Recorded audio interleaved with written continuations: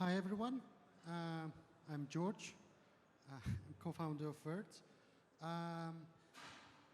This speech I want to talk about compliance requirements and regulatory issues when doing NFT or Web3 business, but I don't want to scare everybody. I want to demystify some myths about compliance being very hard and NFT and Web3 or crypto business being very complicated. And I want to save everybody's time and potentially money in the future, so you don't need to go and find very expensive lawyers or consultants and pay them a lot of money to tell you simple things. So before we jumpstart, this is going to be, I want to do a QA after the speech, but before we jumpstart, what is the audience? Are you builders? Are you buyers, sellers? Are you Web3 entrepreneurs? Builder? Okay. Well, good. What? Okay, very good. Yeah, so you'll hope this will be a practical keynote. So yeah, Web3, what is Web3, first of all? It's a network of decentralized applications. It's a new type of web, a new type of way of doing business. And it has, first of all, it's like a network of dApps that talk to each other, exist on blockchain, and users can interact with them. It's a different paradigm. There's no servers, there are no clients, not like a traditional e-commerce or internet. It's different. And the key aspects of it, that is it's permissionless, so anybody can participate in Web3, and anybody can download a MetaMask and interact with any smart contract and buy an NFT, do a DEX transaction, or transfer money to anybody. It's decentralized, so there's no central counterparty, there's no central entity, and that's why you can't really control Web3. You cannot really one day just shut off Web3 or restrict the access to Web3 like it's done in Web2 world. You know, you can shut off any Web2 app very easily. And it's trustless, meaning that you don't have to trust, and this is very important, you don't have to trust the owner or operator of the decentralized application. As a user, as a consumer, you always know what you get. So when you make a smart contract call, or when you buy something from dApp, you theoretically always know what you're going to get. And the last thing, which is also very important, that connects everything, is that Web3 has its own payment rails, Ethereum, Polygon, whatever, blockchain payments. And this is the key aspect that secures everything. You know, it's trustless and decentralized just because it's guaranteed by money, which is natively embedded inside. So, and this is a different thing. And the issue with Web3 these days is, there are no issues, first of all. The problem is that it's not 100% adopted by everybody, meaning that not everybody in the world is crypto native. So Web3, we're going to transition to decentralized internet and new forms of commerce once everybody will have cryptocurrency as the first method of payment, not fiat currency, but cryptocurrency. So blockchain payments, once everybody going to have a wallet, receive salaries in ETH or whatever cryptocurrency, then we're going to transition to a different world. But up until now, we still have most of the people with fiat money, so there are some issues with Web3. So now let's move to actual complications or compliance requirements. So first of all, when we talk about Web3 and doing business in Web3, we mean that people sell something. Mostly it's tokens. different kind of tokens, fungible tokens, non-fungible tokens, native tokens. So there's what you sell and how you sell it. So let's talk about what you sell. Native tokens, ETH, Immutable X, MUI token, any other token which is network token is classified everywhere in the world as cryptocurrency, even if it's purely token which is used by your game or your decentralized app for internal purposes, for utility or for securing the network. It's still cryptocurrency, and you don't really want to sell it directly as a company or as a DApp, because that would require you to operate a cryptocurrency exchange, which you don't want to do. It's a complicated business, and it's the global regulatory landscape is really fragmented, and everybody heard about announcement yesterday. SEC sued Coinbase for operating unlicensed cryptocurrency exchange. Just avoid doing that. It's not complicated. Then we have fungible tokens, and fungible tokens can be kind of like network tokens. They can be just a payment or exchange token, like many ERC20 tokens these days. But they also can be security tokens, utility tokens, or they can be asset-backed. Security tokens, it's also, everybody talks about security tokens.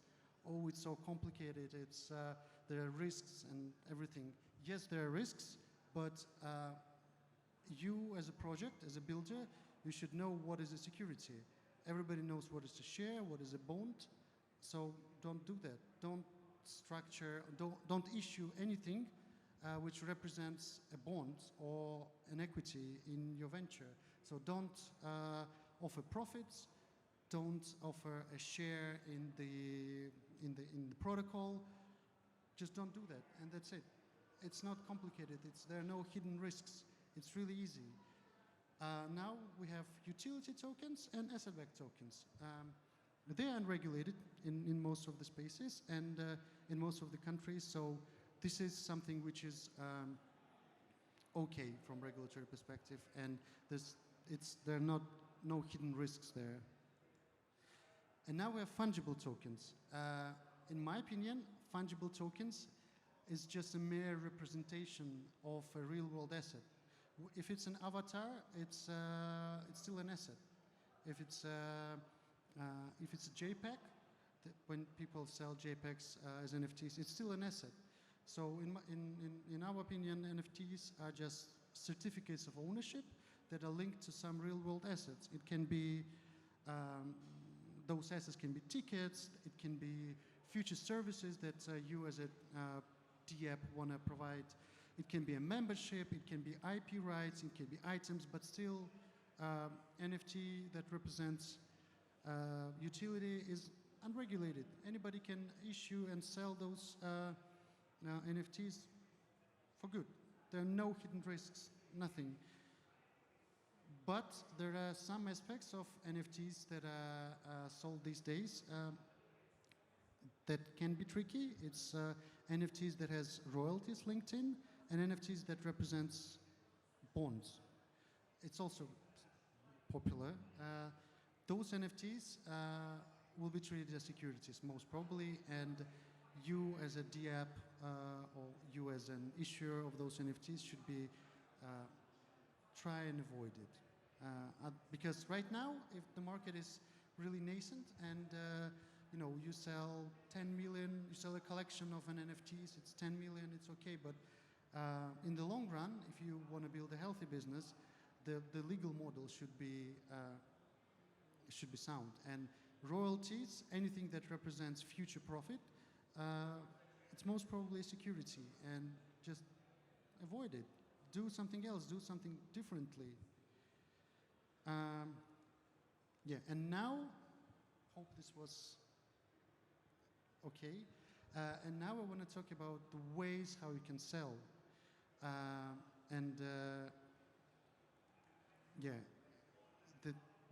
I have the methodology, which is the Web3 is when you sell something in Web3 style, there's clear distinction of what is pure Web3 sale and what is not. You have on-chain payment and live minting. So an ideal scenario is when you as a collection or you as a project set up a sale contract, do it once, set up the NFT contract itself, and put a front end to it, and that's it. You set up something once on the blockchain and it exists and people interact with it. And in the ideal world, when everybody is on Web3 and everybody has crypto, this is the only way to sell. Because for you as a project, it's a different paradigm, because you set up something once and people interact with it through payments. You are not really liable for chargeback, for fraud, because it's Web3 payments, it's Ethereum payments, there are no chargebacks. And a lot of Web2 companies go in Web3 when they look at this typical setup of an NFT drop or NFT sale or a token generation event, they see issues. They see issues that this kind of a type of a sale is not really suitable for a Web2 audience, because people don't have crypto wallets, people don't have crypto. Sometimes projects are not comfortable selling and receiving ETH because ETH is volatile. Sometimes, gas fees are excessive, and sometimes there are bot attacks on the projects, or buyers just buy and then instantly sell it on the exchange, which is also not really good. So all these issues, there are easy solutions for them. Your users don't have a wallet? Easy. Just use any third party that does wallet creation on the background through a social login. Just sign in with Google and that's it. People don't have crypto? Easy. Use Wert or use Wert. So they can use fiat and a card, and they can purchase the NFT straight away from the smart contract. ETH is volatile. Okay, use USDC as a contra currency and receive USDC payments directly from your users. Gas fees are excessive. Okay, use a different blockchain. Use Tezos or Polygon. There are plenty of blockchains. Don't know how to set up an allow list to avoid bots, or don't know how to do a token lockup? Use Cookbook or Third Web. There's plenty of ready-made smart contracts and templates that can help you. It's really not that complicated. And with, it's not complicated. And as I was saying, a lot of Web2 companies that are going into Web3, they're trying to do workarounds around that. And they call it Web 2.25, which is not a Web3 style. Meaning that they usually try and marry off-chain payment, like a credit card payment or a fiat payment, with the back-end mint. And it looks like you're buying an NFT in live mint, but it's not, because it's not a native cryptocurrency payment. And still, if you operate such a drop as a company, as a brand, you are still liable for fraud and chargebacks. You're still liable for VAT, and you have to do proper VAT accounting, which not everybody understands. You'll have to have a separate crypto processing, because sometimes, and when it's really interesting, Web2 brands, they're trying to sell their NFTs to Web2 users. They somehow manage to do credit card processing, but they forget to do proper crypto processing. They forget that you have to do, if you have a smart contract, the only way to interact with smart contract is with ETH or with cryptocurrency. Yeah, that's all. Yeah, 1 second about Wert. We are a fiat on-ramp and NFT checkout. We enable any Web3 business to onboard consumers through a credit card transaction. So if your users don't have crypto and don't have wallets, you still can do a proper Web3 drop and proper Web3 business with just our help. Yes. How is that not Web 2.5? Very good question, thank you. So it works on top of an... Yeah, so how is it not Web 2.5? Yes, so it works on top of an existing smart contract. So on the checkout page, you have buy with ETH and buy with a card. And buy with ETH works the same as if you don't have a card processing. It's just a normal, MetaMask transaction. And buy with a card works on top of that flow. So we, as a service provider, going to deposit money to the smart contract the same way as if the consumer was buying. So it works existing. Yes. Correctly. But this is not a promotional keynote. I don't want to make it promotional. I want to. Yeah, so if anybody have questions about how to do, what are, I don't know, any issues, risks, don't know, please ask. We'll be very happy to discuss.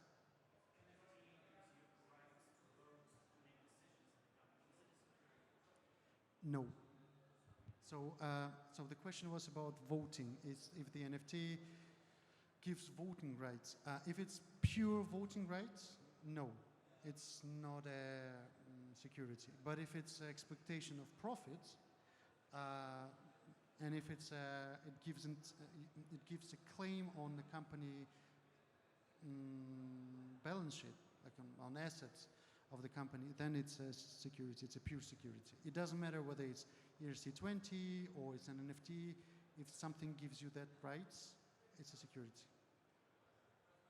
And also, like, everybody's very afraid of, like these days, everybody's very afraid of security tokens and selling securities. But if you do it right, you just have to do it right. There are certain regulations that you have to follow, and I mean, it limits the scope and it narrows, the number of users that you can get. But still, it's possible to do. It's not impossible. It's not something, too expensive to perform. Yes.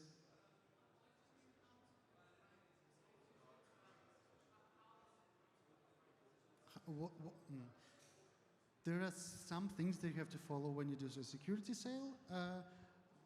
You have to have proper registration. In the US, it's with SEC. It doesn't have to be an IPO registration. It can be a limited scope. In Europe, it's different. There's no SEC registration, of course, but you need to have your prospectus or white paper published. It has to have certain, there's a list of items that have to be in the white paper. You have to be a credible person, and you have to pass all the background checks. Yeah, it's not also, it's doable. It's just different. You just cannot advertise it the way you advertise NFTs. You cannot run a Facebook campaign saying, invest in my NFT and get rich tomorrow. You just can't do that. That's the complexity. Yes. Sorry? Yes. Sorry? No, so the NFT, if the NFT itself, so what is NFT? It's a certificate of ownership of something, right? So you own NFT, you own some rights. You can treat it as an asset. You can treat it, so the contract that is behind the NFT gives you some rights, ownership, and so on. So this is, you can treat it as an investment contract, right? Or a contract, or an asset. And if this asset has future profit, which is not linked to your performance, imagine as a dividend. So you buy an asset and you have dividend stream. It's a security. The same with royalties. What about a company that, like taking this generic example, like Bored Ape Yacht Club, for example, and then ApeCoin. So you have the Bored Ape Yacht Club, or you have the mine, for example, you will get a certain proportion of ApeCoin. Isn't that Yes, yes, this may be considered as security, and I think there were some rumors that either SEC or somebody has done an assessment that it looks like a security. There's no formal enforcement, but yes. That is one example of a royalty payment from an NFT, like stemming from an NFT, basically. Yes. What, like, is there, can you, like, do you have any other examples, like, just from a practical matter of, like, perspective? Just understand what to do if you're launching a Artist royalties. artist royalties. Yes, so when you fund, there were fan tokens. Anyone with artist royalties on OpenSea would be, Not that artist royalties. When you know fan tokens, athlete tokens, kind of, yeah. So when you buy a token, and then the artist, or that is the athlete, will pay a portion of his income, future income, to you as a royalty. Yeah, this is a pure security. Like, yeah, and a lot of people these days do it, but it's really, it doesn't matter whether you sell with ETH or with a credit card. It doesn't matter how you organize the sale. If it's you as an entity doing that, you have a contract with a client, when they sign terms and conditions. This is not really good, at least not in the US. Yeah. Yes, please.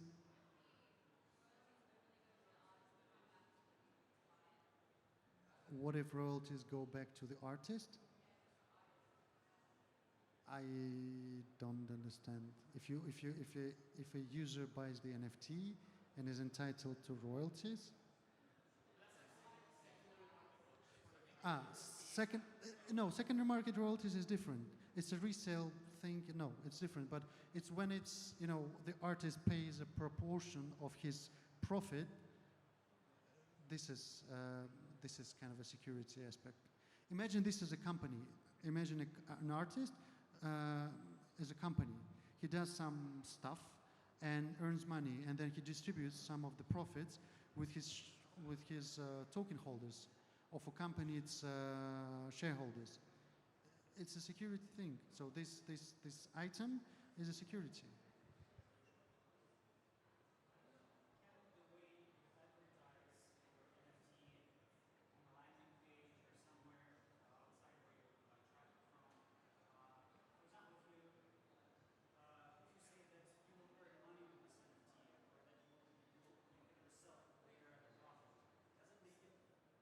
Yes, yes. This is very, very important thing. It's even more important than the actual construct.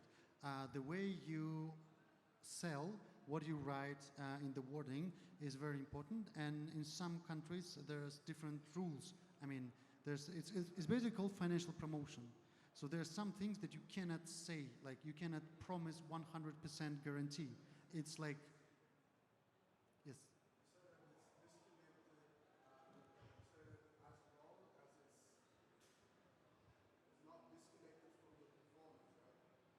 As long as it is disconnected. So if it's disconnected from the performance, I mean, okay, you as a, when you buy this thing, if you want to buy it and you buy it just because it generates profit, then this is a security. But if you buy it and then you generate profit with it, it's a tool.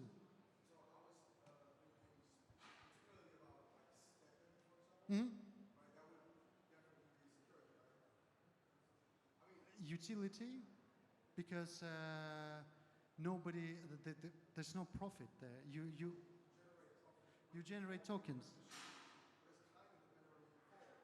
Okay, maybe. Yeah, maybe. But it depends on your performance. Yeah. Maybe, I don't know. I have to think.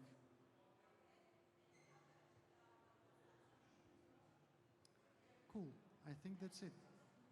We ran out of time. Thank you.